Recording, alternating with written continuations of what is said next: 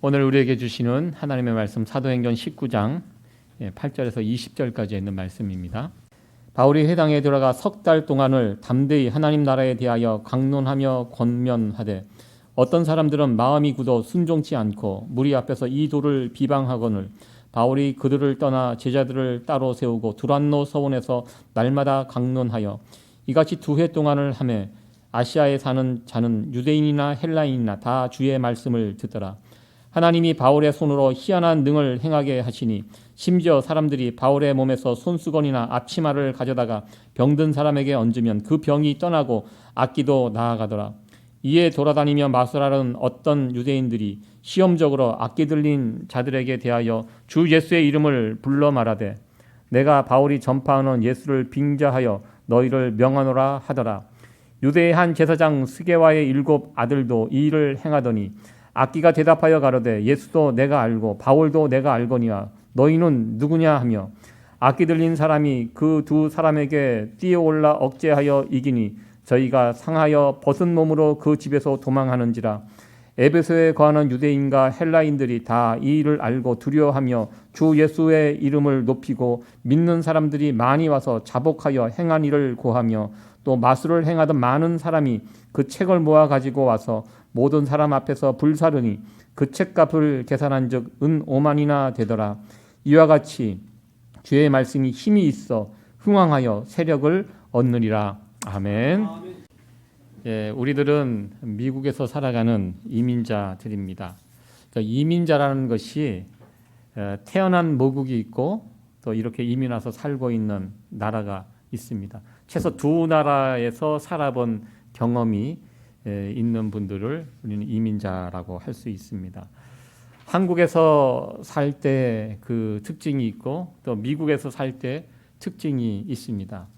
요즘은 전 세계가 세계화가 되어서 미국에서도 한국처럼 살고 한국에서도 미국처럼 살아가는 사람들이 있습니다. 여러분들 혹시 오히려 미국에 살면서 한국 음식 더 많이 드시죠? 참 신기하더라고요. 제가 한국 가보니까 한국에 있는 사람들은 그렇게 한국 음식 많이 안 먹더라고요. 여기에 사니까 오히려 더 김치를 찾게 되고 더 한국 음식 더 밥도 더 많이 먹고 요즘 한국에 있는 분들이 더 서구화돼서 미국식 음식을 더 많이 드시는 것 같습니다. 미국 생활의 특징이 무엇인가라고 이렇게 말하라고 하면 한마디로 이렇게 표현하기가 참 쉽지가 않습니다.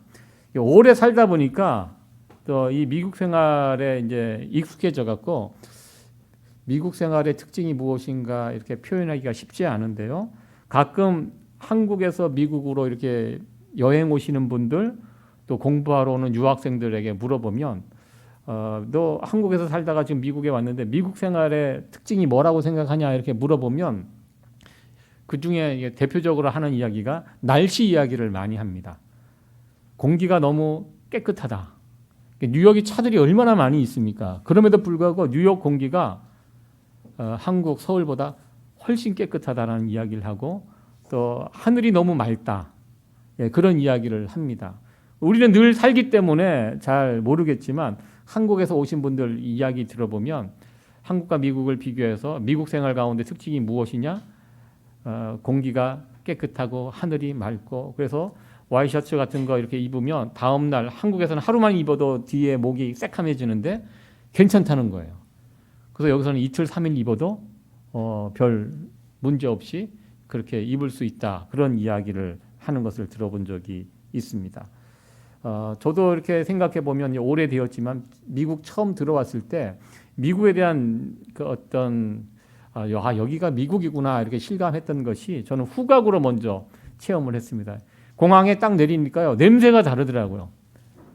미국 공항에서 맡은 그 냄새가 굉장히 인상적이었고 좋았습니다. 그래서 가끔 어디 가서 그런 냄새가 나면 그때 일이 생각이 납니다.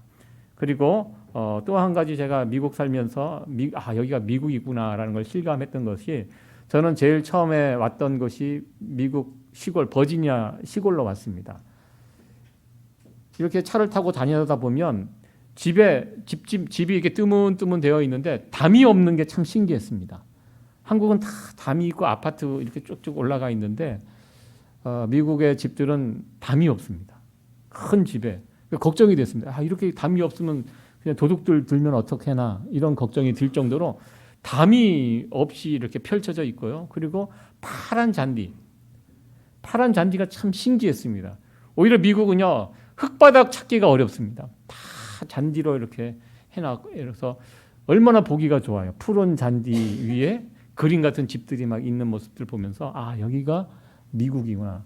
그래서 한때는요, 제가 미국 오자마자 이렇게 차를 타고 다니다가 그림 같은 집 푸른 잔디가 있으면 차에서 내려서 가족 거기서 집 앞에 가서 막 사진 막 찍고, 뉴욕 같은 데는 이거 잘못하다가 총 맞지만 시골은 괜찮습니다. 집주인들이 다 허락을 해줘요. 편안하게. 그래서 집이 이뻐서 그 앞에서 막 사진 찍고, 지금도 이렇게 옛날 사진 들춰보면 그런 사진들이 꽤 있더라고요. 그러니까 제가 미국 생활하면서 그런 것이 굉장히 인상적이었고, 여기가 이런 데가 미국이구나 이렇게 실감했던 그런 기억이 있습니다. 오늘 말씀의 주제가 하나님 나라입니다. 우리는 한국에서 태어나서 미국에서 살아가는 두 나라를 경험했던 이민자들입니다. 우리가 경험하는 또 하나의 나라가 있습니다. 한국과 미국과 또 하나의 나라는 하나님 나라입니다. The Kingdom of God. 여러분들 우리가 하나님 나라에서 살고 있다는 거 실감 나십니까? 언제 실감하십니까? 우리는 지금 하나님 나라에서 살고 있습니다. 여러분, 하나님 나라 천국이라는 것이 죽어서만 가는 나라가 아닙니다. 예수님을 영접하는 그 순간부터 우리는 이 땅에서 세상에서 살아가지만 하나님 나라에서 살아가고 있습니다. 원래 이 세상은 하나님 나라였습니다. 원래 하나님께서 천지를 창조하시고 이 세상을 만드실 때 이 세상은 하나님 나라 것이었는데요. 그것이 죄가 이 땅에 들어오면서 이 나라가 세상 나라, 사탄의 나라로 바뀌었습니다. 그리고 예수님께서 이 땅에서 오신 이유가 무엇입니까? 잃어버린 하나님 나라를 회복하는 것. 구원이라는 그 이름으로 잃어버린 하나님 나라를 다시 회복하는 것. 이것이 예수님께서 이 땅에 오신 그 사명이었습니다. 그래서 예수님께서 이 땅에 오셔서 사역하시고 십자가 달려 죽으시고 부활하시고 그리고 이 땅에 본격적으로 이제 하나님 나라가 시작이 됩니다. 세례 요한이 예수님을 가리켜 무엇이라고 표현했습니까? 회개하라, 천국이 가까이 왔다. 이 말씀을 하셨습니다. 이 천국이라는 이 표현. 예수님 자체가 천국이고요. 예수님으로부터 시작해서 하나님 나라가 시작이 됩니다. 그러니까 예수님과 하나님 나라는 천국은 뗄래야 뗄 수가 없습니다. 그래서 우리가 예수님을 믿게 되면요, 우리 안에 이 천국이 시작이 됩니다. 하나님 나라가 시작이 됩니다. 비록 저 위에 있는 하늘나라와는 좀 다릅니다. 그러나 이곳에 우리가 예수님을 인정하고 예수님을 섬기고, 여러분들 국가라는 것이 있습니다. 나라가 세워지는 3대 요소, 국가의 3대 요소 여러분들 아십니까? 국가, 땅이 있어야 되고요. 사람이 있어야 되고 주권이 있어야 됩니다. 여러분들 출애굽한 이스라엘 백성들이 그 이스라엘 나라를 만드는 그 과정을 기억해 보십시오. 애굽에서 살고 있는 이스라엘 백성들을 모세를 통해서 구출해서 땅, 어느 땅이죠? 가나안 땅. 그리고 이스라엘 백성들을 준비가 덜 됐잖아요. 그래서 광야에서 40년 동안 훈련시켜가, 그게 뭐냐면 하나님 나라 그 땅에 살는 백성들을 준비하는 과정, 40년 동안 준비를 했습니다. 그리고 주권은 무엇입니까? 이스라엘 백성들에게 무엇을 줬죠? 율법을, 시내산 율법을 통해서, 그 율법을 통해 이 율법을 지키는 것, 율법을 지키면서 살아가는 백성들, 그래서 이스라엘 백성들, 그 하나의 국가가 만들어지지 않습니까? 이 킹덤 오브 갓, 하나님 나라에도 이 세 가지가 필요합니다. 원래 이 땅은 하나님 나라의 땅이었고요. 그리고 그의 백성들, 예수님을 통하여 백성들이 준비가 됐고, 그리고 주권, 하나님이 나의 왕이십니다를 인정하면서 살아가는 것. 그것이 하나님 나라입니다. 하나님 나라 복잡할 수 있지만 간단하게 이야기하면 하나님을 나의 구주, 나의 하나님으로 믿고 섬기는 그것이 하나님 나라입니다. 그러니까요, 우리가 지금 교회가 하나님 나라입니다.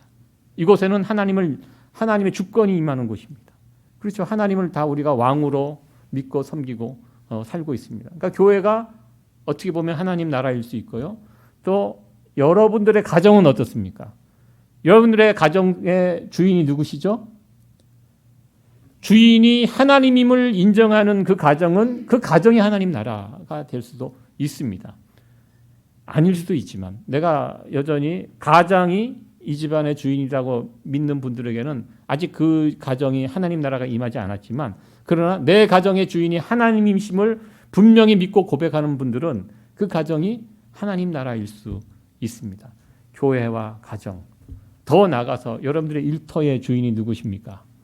일터의 주인이 하나님이심을 고백하시는 분들은 여러분의 일터가 또 하나님의 나라일 수 있습니다.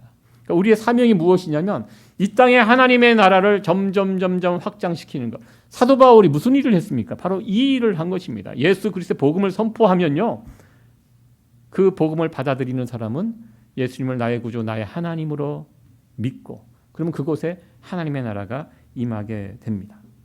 근데 우리가 이게 살다 보면, 우리가 미국의 삶도 그렇죠. 미국에서 살다 보면 내가 여기가 미국인지 한국인지 별로 이렇게 잘 실감이 안 날 때도 있습니다. 하나님 나라를 살아가는 우리들도 비슷합니다. 내가 하나님 나라를 살고 있다고 하지만 잘 이게 실감이 나지가 않고 체험되지 않고, 그러다 보니까 그냥 그렇게 살아갑니다. 오늘 사도행전 19장의 말씀을 통해서 하나님 나라를 우리가 맛보면서 살아간다는 것이 무엇인지, 이 부분에 대해서 함께 말씀을 통해서 살펴보려고 합니다. 오늘 본문의 처음 시작은 사도 바울이 에베소는 아시아 터키에 있는 그 지역입니다. 그동안 유럽 선교를 사도 바울이 다녔습니다. 그래서 이제 에베소 아시아 지역으로 다시 옮겨가서 그곳에서 이제 복음을 전하게 됩니다. 이제 그것이 이제 오늘 본문의 첫 시작입니다. 19장 8절에 있는 말씀인데요. 우리 같이 한번 읽어보도록 하겠습니다. 시작. 바울이 회당에 들어가 석 달 동안을 담대히 하나님 나라에 대하여 강론하여 권면하되. 아멘.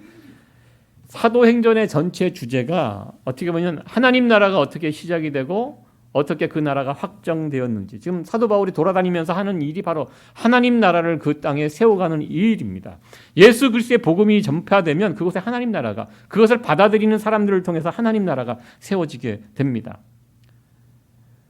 사도행전 처음 시작을 아마 여러분들 기억하실 것입니다. 1장에 보면 이 하나님 나라에 대해서 언급이 되어 있습니다. 우리 사도행전 1장 3절에 있는 말씀 읽어보도록 합니다. 시작. 해 받으신 후에 또한 저희에게 확실한 많은 증거로 친히 사심을 나타내사 40일 동안 저희에게 보이시며 하나님 나라의 일을 말씀하시니라. 아멘. 예수님께서 부활하시고 이 땅에 계시면서 제자들에게 하나님 나라의 일을 열심히 가르쳤습니다. 이게 사도행전 처음 시작하는 부분입니다. 그리고 사도행전 마지막 끝나는 이 부분에 28장 31절에 하나님 나라가 또 언급이 됩니다. 같이 한번 읽습니다. 담대히 하나님 나라를 전파하며 주 예수 그리스도께 관한 것을 가르치되 그 많은 사람이 없었더라. 아멘. 사도행전 제일 마지막 장 끝까지 하나님 나라를 힘써 전하는데 그것을 막는 자가 없다. 이렇게 하면서 사도행전 28장, 사도행전 전체가 마무리가 됩니다.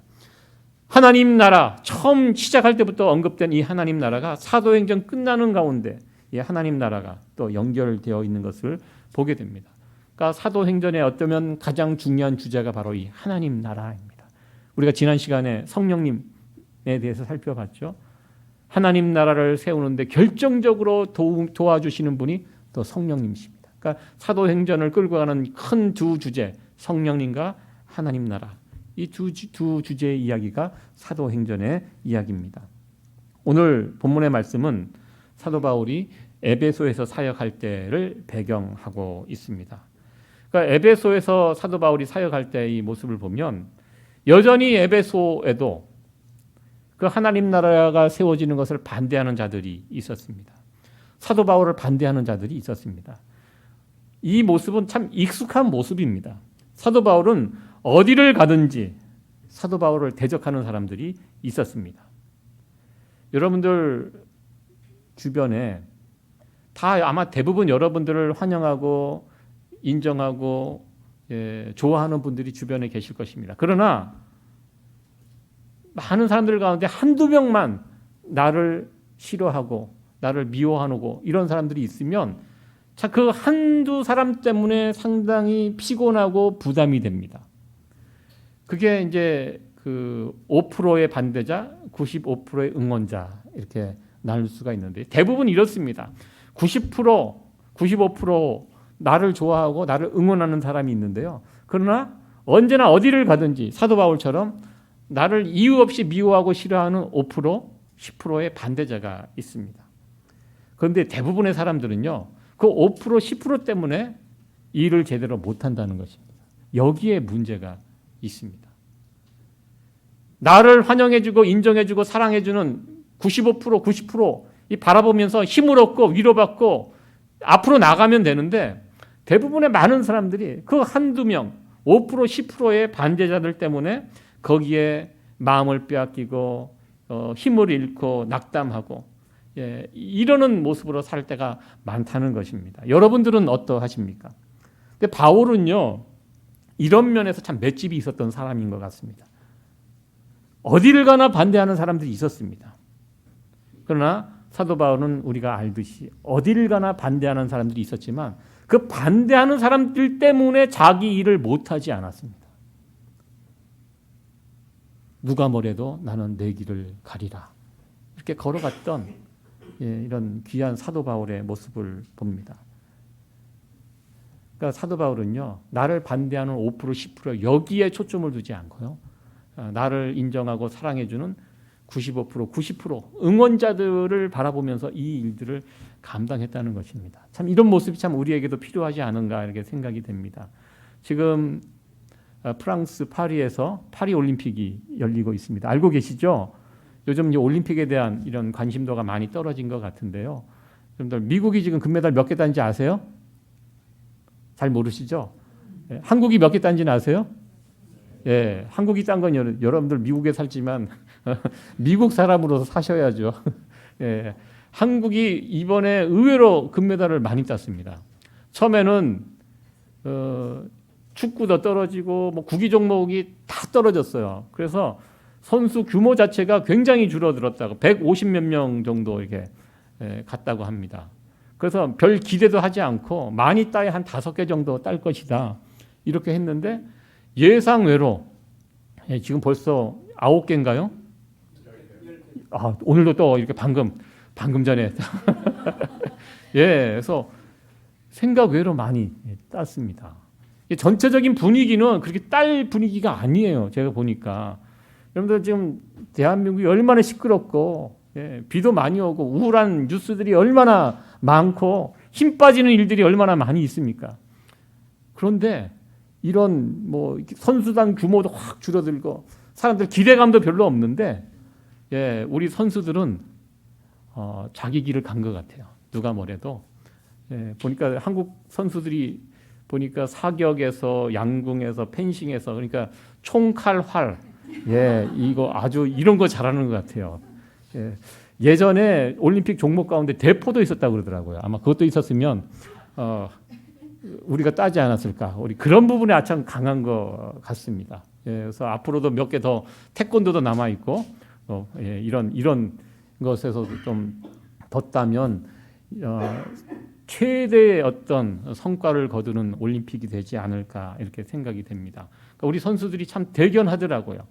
야, 지금 저렇게 이제 분위기도 안 좋은데 나라도 힘들고 그 선수단도 규모가 축소돼가고 사람들도 기대도 별로 없는데 그럼에도 불구하고 자기 길을 간 겁니다. 선수들이 자기 열심히 땀 흘리고 자기 일 하다 보니까 또 이렇게 놀라운 성과를 거두는 것을 보면서 참 선수들이 참 대견하다. 주변 환경은 도와주지 못하고 있는 상황인데 선수들이 참 귀하다, 대견하다 그런 생각을 하게 됩니다. 사도 바울이 어딜 가나 그런 마음으로 사역을 했다는 것입니다. 반대자들이 있어요. 힘들게 하는 자들이 있어요. 그거 신경 쓰지 않고요. 나는 내 길을 가리라. 반대하는 5%, 10%에 매달리지 않았다는 것입니다. 과거 악플 때문에 좌절하고 실망하고 생을 포기했던 그런 유명한 사람들이 있습니다. 많은 사람들이 그 악플 때문에 좌절하고 생을 포기하는 사람들이 있습니다. 여러분들 최진실 씨 아시죠? 예, 그분이 세상을 떠난 지가 벌써 16년이 지났더라고요. 계산을 해보니까요. 예, 얼마 안 된 것 같은데요. 2008년도에 좀 그 안 좋은 일이 있었습니다. 제가 왜 최진실 씨를 기억하냐면 이분이 저하고 나이가 같습니다. 68년생이에요. 그래서 늘 이분을 그분은 저를 몰라요. 그러나 저는 같은 68년생이라고 해서 참 응원하고 또 그랬던 배우인데 참 안타깝게 그런 일들을 벌어졌습니다. 그때 그렇게 이제 우울증에 빠져갖고 그렇게 안 좋은 선택을 하게 된 이유 가운데 하나가 악플이에요. 악플. 예, 나쁜 댓글들. 그 소문에 대한 여러 가지 댓글 때문에 이분이 견디지 못하고 스스로 생을 마감했는데요. 근데요, 그때 당시 악플이 그 사람 기사에 달리는 것이 한 5% 정도 된다고 합니다. 나머지 95% 이상은요, 다 좋은 내용들만 있는 거예요. 근데 그 악플 5%, 예, 그것 때문에 그 잘못된 선택을 한 것입니다. 최진실 씨가 그 악플보다는 나를 사랑해주고 응원해줬던 그런 사람들에 더 이렇게 집중했다면 그런 선택을 하지 않았을 텐데 그런 아쉬움을 갖게 됩니다. 저와 여러분들도 우리 사도 바울처럼 그러니까 제가 보니까 그런 것 같아요. 나 미워하고 싫어하는 사람과 한두 사람 때문에 너무너무 여러분들의 에너지를 많이 쏟는 것 같아요. 그럴 필요 없다는 것입니다. 어딜 가나 나를 반대하는 사람은 있을 수밖에 없어요. 생각만 해도 여러분 기분 나쁘죠. 그러나 그 세상 법칙이라고 그러더라고요. 그냥 아무도 없는 데 이렇게 딱 가면 그중에 10명은 아무 이유 없이 나를 좋아하고요. 또 10명은 아무 이유 없이 나를 싫어하고 나머지 80명은 아무 상관하지 않는 이렇다는 거예요. 그게 인간관계의 법칙이라고 합니다. 그러니까 나를 반대하는 5%, 10% 여기 집중하기보다는요. 나를 응원해주고 사랑해주는 90%, 95%의 응원자들 여기에 집중하면서 살아라. 예, 이것이 인간관계의 아주 중요한 법칙이라고 이야기합니다. 사도 바울은요. 어딜 가나 반대하는 자들이 있었습니다. 그런데 거기에 매여 있지 않았습니다. 어딜 가나 반대하는 자들이 있지만 그것을 무시하고 자기의 길을 용감하게 걸어갔습니다. 오늘 본문 속에도 보면요. 사도 바울은 언제나 회당에 가서 복음을 전합니다. 그러니까 회당에 가서 복음을 전하는데 이 회당 안에서 사도 바울을 반대하는 자들이 나타났습니다. 그러면서 회당에서 사도 바울이 더 이상 복음을 전하지 못하도록 회당을 막아버립니다. 이렇게 회당에서 못하게 하면 사도 바울이 다른 도시로 떠나갈 것이다. 복음 전하는 것을 포기할 것이다. 이렇게 생각했는데요. 사도 바울은 회당에서 못해? 그러면 혹시 여기에서 또 다른 곳에서 복음 전할 때가 없나 찾아봤습니다. 그래서 찾은 것이 바로 두란노 서원이라는 것입니다. 이 두란노 서원은 한국의 오늘리 교회가 운영하는 이 출판사 이름으로 유명한데요. 예, 두란노 서원이라는 것을 찾았습니다. 그래서 이곳에서 사도 바울은 밤낮으로 여기서 복음을 깊이 있게 집중적으로 오히려 전하게 됩니다. 여기에 2년 동안 머물면서 과거에는 짧게 있었는데요. 반대하는 사람이 있으면 얼른 딴 데로 갔습니다. 그러나 유독 이 에베소에서는 사도 바울이 회당에서 떠나서 두란노 소원에 들어가서 여기에서 2년 동안 집중적으로 성도들을 말씀으로 양육을 합니다. 그 어디에서도 없었던 모습입니다. 이걸 통해서 하나님 말씀을 집중적으로 가르치다 보니까요. 이곳에 에베소 이 지역에 하나님 나라가 풍성하게 임하게 된 것을 오늘 본문의 말씀을 통해서 보게 됩니다. 11절 이하부터 사도 바울이 말씀을 전했을 때 그곳에 어떻게 하나님 나라가 풍성하게 임했는지 여러 증거들이 여기에 나와 있습니다. 우리는 하나님 나라에 대해서 하나님 나라가 어떤 나라입니까? 이야기를 합니다. 예수님께서도 하나님 나라를 설명할 때 비유로 설명을 많이 했습니다. 왜냐하면 우리가 미국을 설명할 때 한두 가지 가지고 설명할 수가 없습니다. 하나님 나라도 마찬가지입니다. 그래서 예수님께서는 하나님 나라 비유라고 해서 마태복음 13장에 집중적으로 이 하나님 나라에 관해서 어떤 나라인지 하나님 나라는 마치 뭐와 같다고 해서 설명을 쭉 하셨는데요. 오늘 본문에도 보면 하나님 나라의 특징 두 가지가 이렇게 설명이 되어 있습니다. 오늘 이 두 가지에 대해서 함께 생각을 해보려고 합니다. 먼저 하나님 나라는요, 예수님의 이름이 능력으로 나타나는 것이 하나님 나라입니다. 오늘 본문에 보면요, 병자가 치유되고 귀신이 쫓겨나는 그런 모습이 오늘 본문에 나와 있습니다. 그러니까 이 왜 귀신이 쫓겨나고 병자들이 고쳐졌는가? 예수님의 이름이 능력으로 그곳에 임하니까요, 이런 일들이 막 벌어지는 것입니다. 오늘 본문에도 보면요, 사도 바울이 그곳에서 사역을 하다니까요, 아주 놀라운 일들이, 사도 바울이 일할 때 둘렀던 수건만 가지고도 막 이렇게 병자가 나아지는, 사실 이런 모습은요, 사도행전 앞부분에 가면 예수님의 제자들이 했었던, 베드로도 그런 일들이 있었거든요. 예수님의 제자들도 제자들이 썼던 그 물건을 가져다가 이렇게 하니까 능력이 나타났던 그 일들이, 예루살렘에서 있었던 그 일들이 이 에베소 지역에서 일어나고 있는 모습을 보게 됩니다. 그러니까 예루살렘 지역에 세워졌던 하나님 나라가 이제 에베소 지역에도 하나님 나라로 모습으로 나타나는데요, 예수님의 이름이 능력으로 임하니까 이런 일들이 벌어지게 됩니다. 사람들이 그런 모습을 보고 놀랍니다. 그러면서 그들의 가치관을 바꿔버립니다. 그동안 이 에베소 지역은 귀신이, 사단이 주도권을 가지고 살았던 지역이 에베소 지역입니다. 사람들이 눈으로 봅니다. 사도 바울이라는 사람이 와서 하나님의 말씀을 전하고 그가 행하는 여러 가지 모습들을 보면서 귀신이 물러가고 병자가 고쳐지고 이런 모습을 보면서 그들의 가치관이 바뀝니다. 그래서 그동안 자신들이 붙들고 살았던 이 귀신에 관한 책들이 많이 있었나 봐요. 책을 모아다가 불살라 버렸다는 것이 무엇입니까? 가치관이 바뀌었다는 것입니다. 세상의 주인이 귀신이 아니라 누구? 사도 바울이 전하는 하나님, 예수님이 이 세상의 주인이구나. 이것을 깨닫고 책을 모아다가 다 불살릴 정도로 이 에베소 지역에 놀라운 일들이 벌어지게 되었습니다. 왜? 예수님의 이름이 능력으로 임하니까요. 그것에 하나님 나라가 세워지고 이것을 사람들이 보았다는 것입니다. 이 일들 가운데 하나의 에피소드가 해프닝이 하나 있었습니다. 스게와의 7 아들이, 아마 이게 유대인 같은데요, 사도 바울이 막 능력을 행하는 것을 보면서 좀 부러웠던 것 같습니다. 그렇게 하니까 막 사람들이 따르고 막 책을 불살라 버릴 정도로 바뀌고 이런 모습을 보면서 도대체 저런 능력이 어떻게 나오지 하면서 가만히 보니까 사도 바울이 할 때마다 예수님의 이름을 자꾸 부르거든요. 사도 바울이 무슨 일을 할 때 마치 그런 마술을 하는 사람들은 주문을 하잖아요. 주문처럼 예수님의 이름을 주문처럼 이렇게 하는 것을 이들이 본 것이에요. 그래서 자기도 저거다. 문제의 답은 저거다. 그래서 어디 가서 이렇게 귀신 들린 사람을 만났을 때 용감하게도 그 앞에서 예수님의 이름으로 귀신을 내어 쫓았습니다. 그런데 어떻게 되었습니까?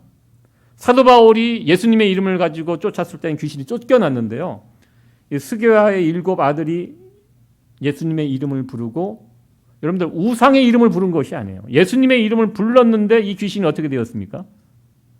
쫓아내지 못했습니다.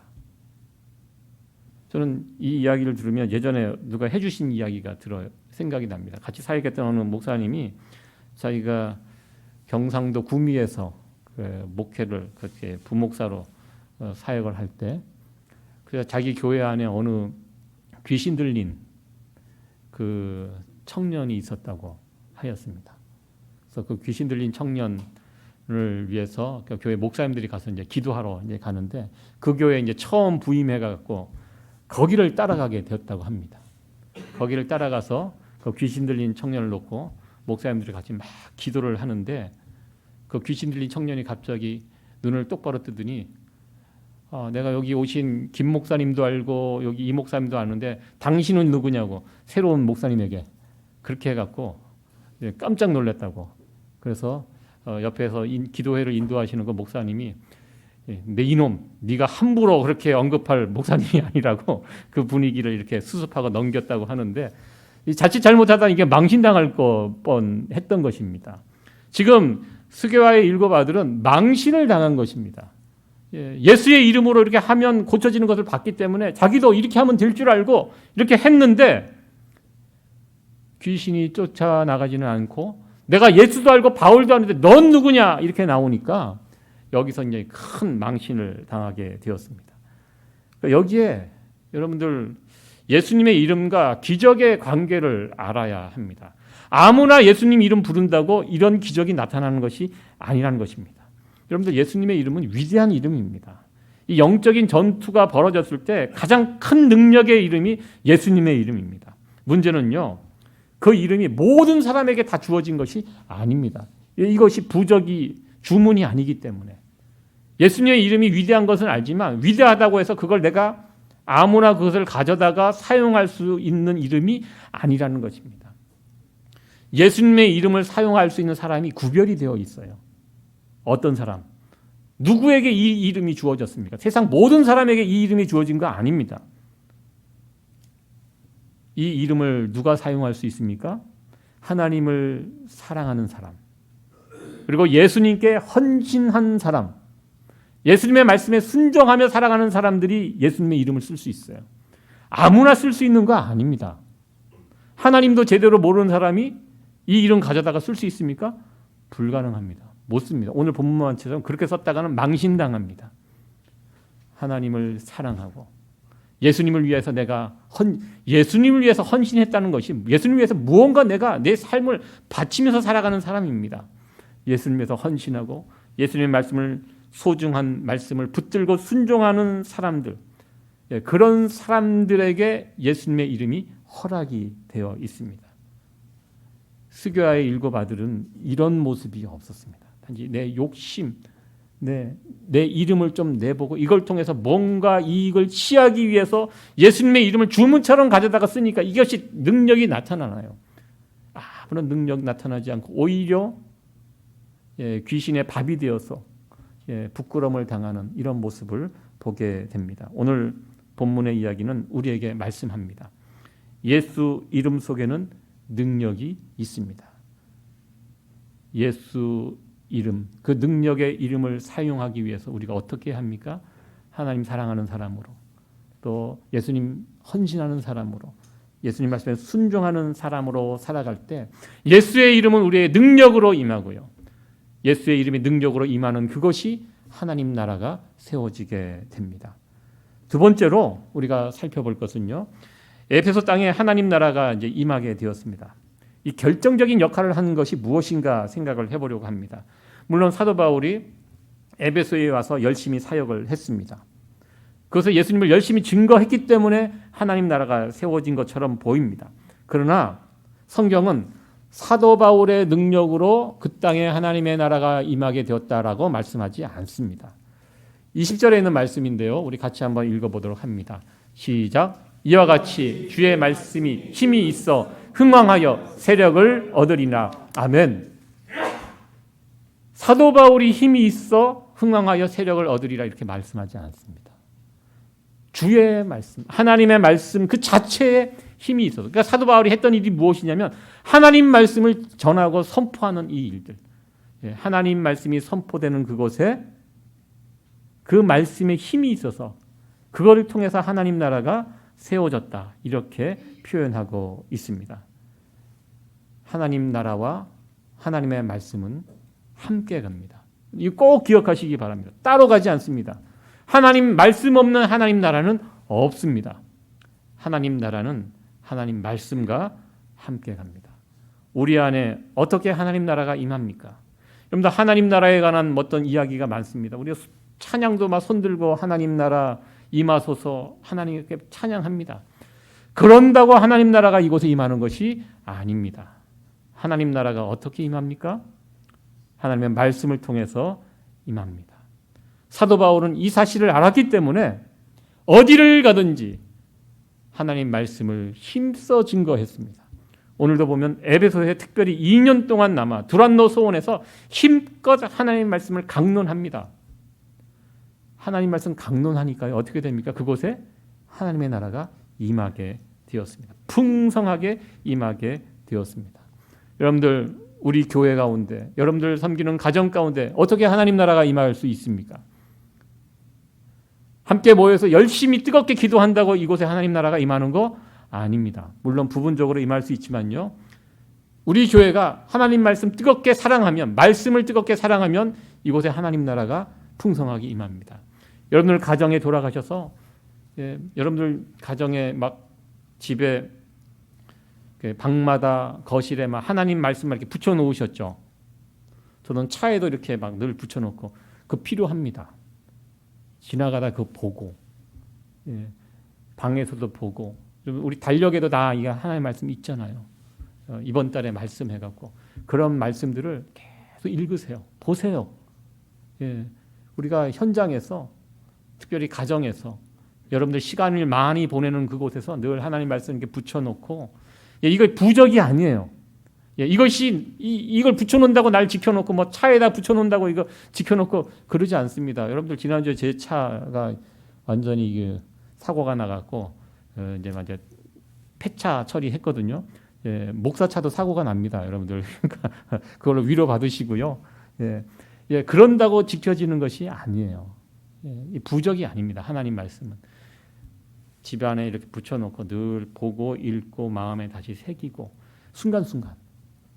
왜냐하면 우리가 너무나 연약하고 악하기 때문에 금방금방 자꾸 세상으로 돌아가요. 우리 생각이 세상적인 것들로 자꾸 바뀌고 그래요. 그럴 때마다 내 앞에 있는 그 하나님 말씀, 그 성경에도 나왔잖아요. 달려가서도 누워서도 이 하나님 말씀 떠나지 않고 손목에 메고 그렇게 하나님 말씀 가까이 하고 살아가라. 그래야지만 그곳에 하나님 나라가 임합니다. 여러분들 하나님 말씀을 그렇게 가까이 읽고 메고 이마에 뭐 하고 뭐 누워서 보고 요즘 하나님 말씀 대신 뭘 그렇게 하고 계십니까? 요즘 핸드폰이 그 자리를 대체했습니다. 놀랍습니다. 보면 아시잖아요.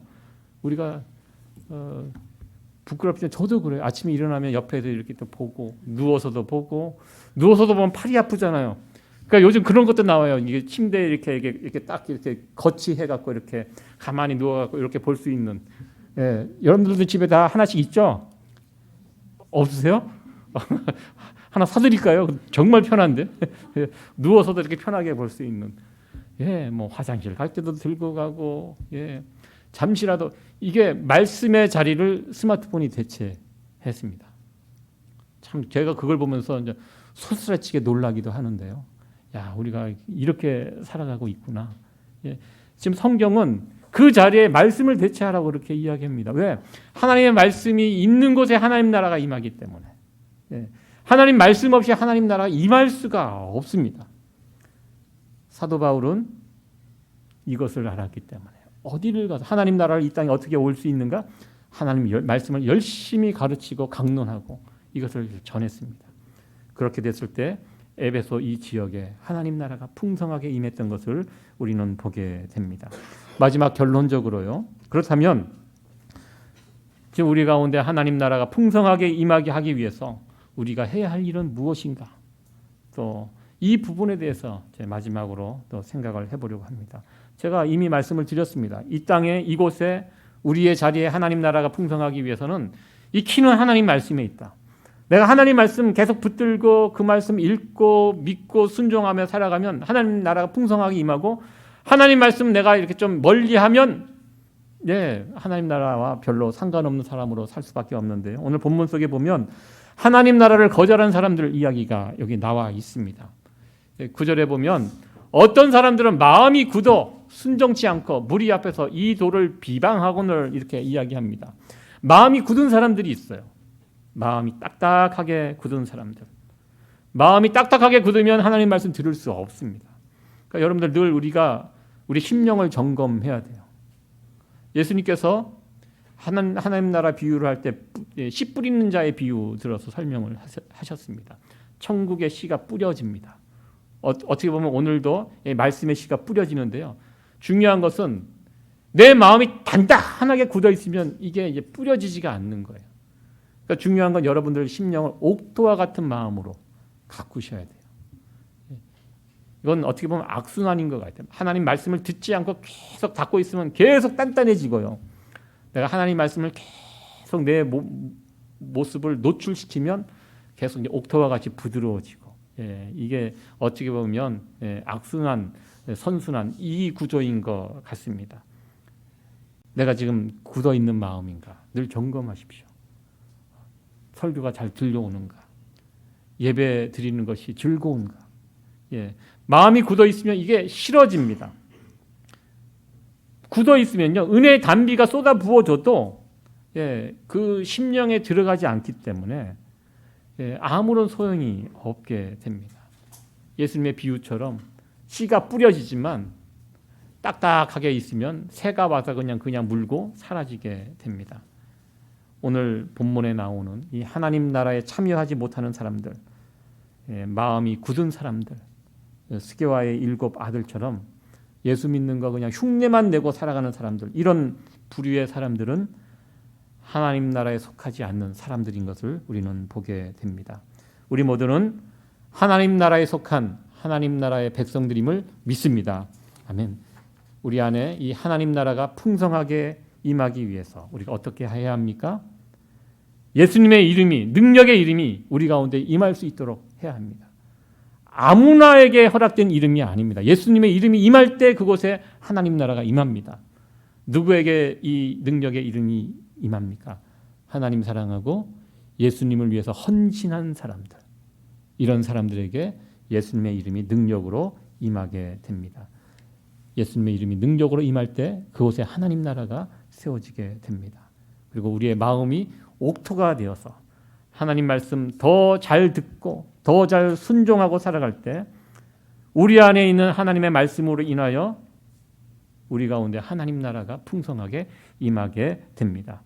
예수님의 이름과 하나님의 말씀, 하나님 나라는 오늘 본문 말씀을 통해서 이 2가지를 강조합니다. 능력의 이름 예수, 그리고 하나님의 말씀.